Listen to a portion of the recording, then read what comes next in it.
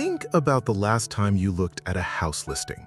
Maybe you scrolled through the photos, the kitchen, the backyard, the bedroom with the afternoon light coming through the window, and for just a second, you let yourself imagine living there. Then you saw the price, and something inside you quietly gave up. You closed the app, you told yourself, maybe next year, maybe when things settle down, maybe when rates drop, maybe when you save a little more. But here's the thing nobody is saying out loud. For millions of people around the world, that maybe is becoming a permanent condition. Not a phase, not a rough patch in the market, a permanent, structural reality where the dream of owning a home has been quietly reclassified as a privilege, something for people who were already lucky, already wealthy, or already in the door before everything changed. This is the story of how that happened, and more importantly, why it is still happening right now in 2026, faster than ever before. Let's start with a number that should stop you cold. In the United States, the median home price in 2020 was around $320,000. By 2026, that number has climbed past $450,000 in many metro areas, with cities like Austin, Denver, and Miami pushing well past $600,000 for anything you'd actually want to live in. In the UK, average house prices in London hover near £550,000. In Canada, Vancouver and Toronto have long since crossed the $1 million mark for detached homes. In Australia, Sydney's median is flirting with 1.5 million Australian dollars. Now, layer on top of that the interest rate environment. When rates sat near zero in 2020 and 2021, buyers could absorb inflated prices with cheap borrowing. But that window slammed shut. Mortgage rates in the US climbed from around 3% to over 7%. And while they've softened slightly since then, they have not come back down to the levels that made those high prices feel manageable. What that means in practice is that the monthly payment on a $400,000 home at 7% interest is roughly double what it would have been at 3%. Double. For the same house. You are paying twice as much to borrow the same money. And wages. Wages have not doubled. This is the trap that nobody quite names clearly enough. It's not just that houses got expensive, it's that houses got expensive and borrowing got expensive at the same time. Both levers moved in the wrong direction simultaneously, and the result is a monthly payment burden that has become genuinely out of reach for median income earners in most major cities. But prices and rates are just the surface layer.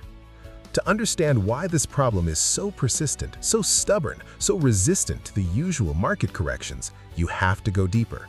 You have to understand supply. Here is something that should make you furious.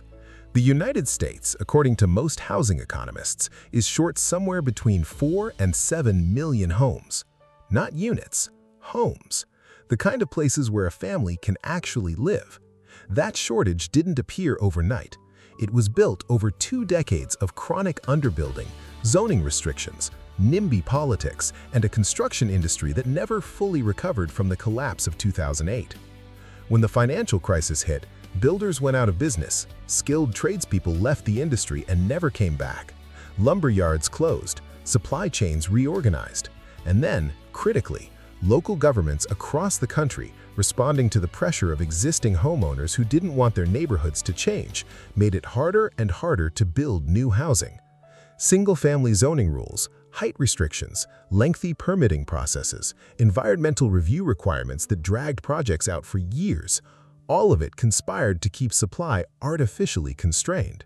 And constrained supply plus growing demand equals only one thing.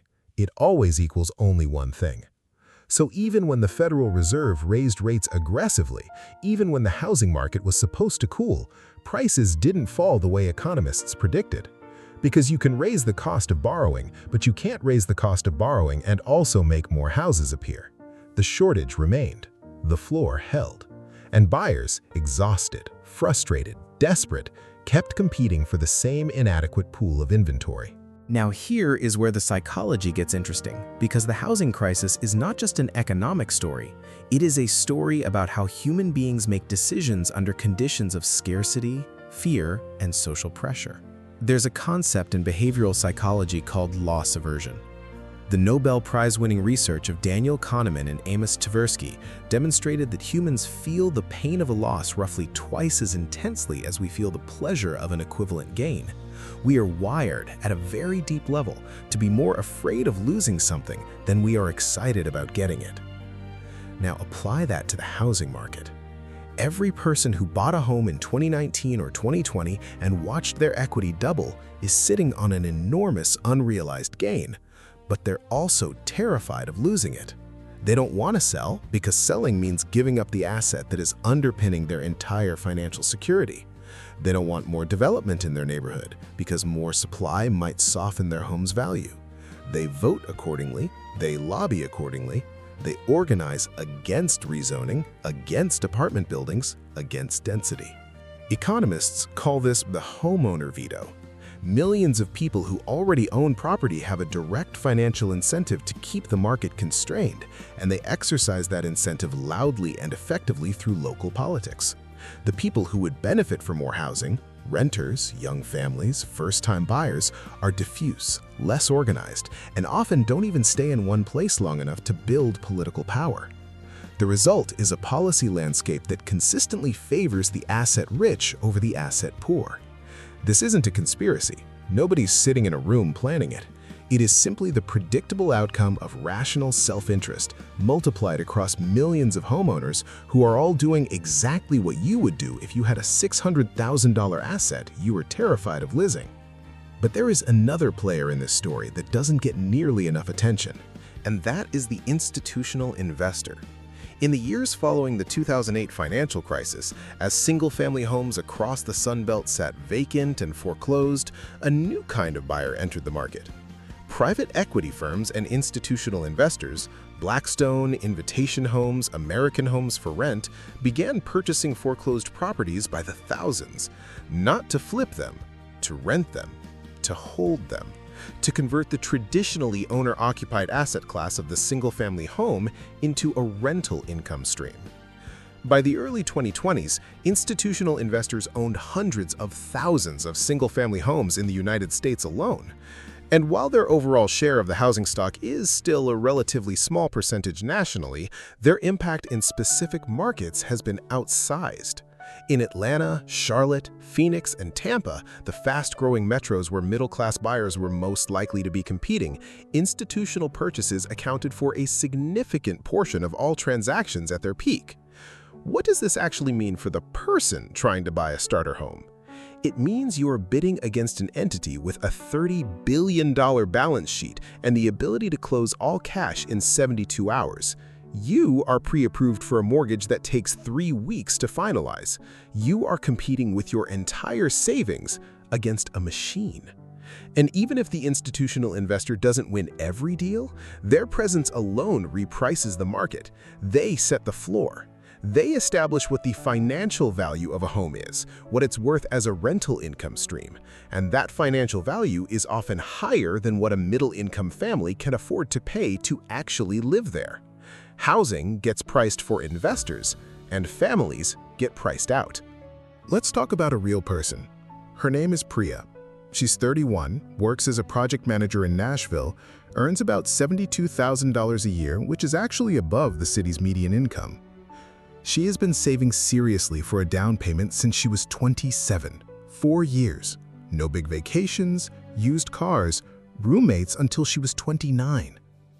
By 2023, she had $40,000 saved, enough for a 10% down payment on a $400,000 house. She started looking. She made offers on 7 homes. She lost every single one. Some to cash buyers, some to people offering $40,000 over asking, some to investors. By the time she came close to winning a bid, the houses she could originally afford had risen out of her range. Today, Priya has $68,000 saved, but the homes that would have cost $400,000 3 years ago now list for $475,000 or more. And rates, while slightly below their peak, are still high enough that her monthly payment on that home would consume nearly 40% of her take-home pay. Every financial guideline says to stay under 28 to 30%. She would be living at the edge of financial stress every single month with no buffer for emergencies, no retirement contributions, nothing. So she keeps renting. Her rent has gone up 22% over the past 3 years. She is paying more every year to build no equity, watching the gap between her savings and the down payment she actually needs widen rather than narrow, even as she works harder and earns more. Priya is not a failure. Priya is not lazy. Priya is a completely normal, responsible, hard-working person who has been caught in a system that has structurally moved the goalposts. There are millions of Priyas. Across the ocean, the dynamics are different, but the outcome is the same. In South Korea, the concept of jeonse, a traditional rental arrangement where tenants pay a large lump sum deposit instead of monthly rent, then get it back when they leave, has been collapsing under the weight of falling property values, leaving thousands of renters who effectively lost their life savings when landlords couldn't repay those deposits. In China, the slow-motion collapse of developers like Evergrande left millions of buyers who had paid for apartments years in advance, living in half-finished ghost buildings, waiting for homes they may never receive. In Germany, which had long avoided the boom-bust cycles of Anglo-American housing markets through strong tenant protections, rents in Berlin and Munich have surged to levels that have triggered mass protests. There is no geography where this problem has been cleanly solved. There is no market that has figured out how to balance the interests of investors, existing homeowners, builders, renters, and future buyers simultaneously. The closest examples? Vienna with its massive social housing stock, or Singapore with its government-built HDB flats, are the result of decades of deliberate, politically courageous policy intervention that most democratic governments have proven unwilling to replicate. And that brings us to the most uncomfortable part of this conversation, the part that goes beyond economics and into something more existential. Why does it matter? Why does it matter really whether someone owns a home rather than rents? In theory, renting isn't necessarily a worse outcome than owning. Many financial models suggest that in high-cost markets, renting and investing the difference can actually produce better returns than owning.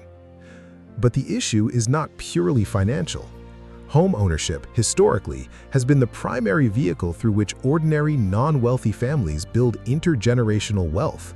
It is the asset that gets passed down.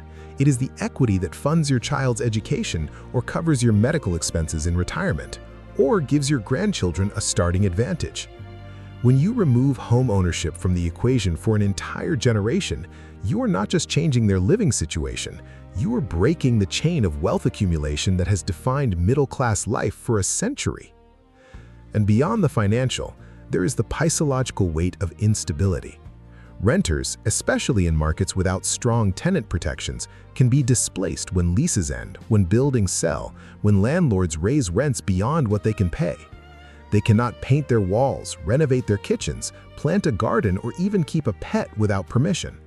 They cannot plant the kind of roots that children and communities need to flourish. Study after study in developmental psychology connects residential stability in childhood to better outcomes in education, mental health, and social development. Housing insecurity is not just a financial problem, it is a human development problem. The generation growing up in unstable rental situations today will carry that instability into adulthood in ways we are only beginning to understand. So where does this go from here? There are people who will tell you the market will correct itself, that rates will fall, that supply will eventually catch up, that the pendulum always swings back. And maybe, in some markets, in some time frames, for some buyers that will be true. But the structural forces driving this crisis, the zoning restrictions, the NIMBYism, the institutional capital, the construction labor shortage, the political power of existing homeowners, do not dissolve when rates tick down 0.5%. They are baked in. They will require not just market forces, but genuine political will to dismantle. And political will on housing has, for decades, been in chronically short supply. The cities and states that have made progress, Minneapolis eliminated single-family zoning entirely, New Zealand passed sweeping housing reform allowing density nearly everywhere. Some Australian states are fast-tracking apartment approvals, have done so by making the hard, politically costly choice to prioritize future residents over current ones. to say explicitly that the people who will live here in 10 years have rights too, that access to stable, affordable housing is not a luxury, it is a foundation. Those examples exist, they are real, they are working, slowly, in the margins, but they are not yet the norm. And until they are, the Prias of the world will keep saving, keep losing bids, keep watching the horizon of homeownership recede a little further every year. Here's what I want you to take away from this. The fact that owning a home feels impossible in 2026 is not a natural phenomenon. It is not a weather event. It is not gravity.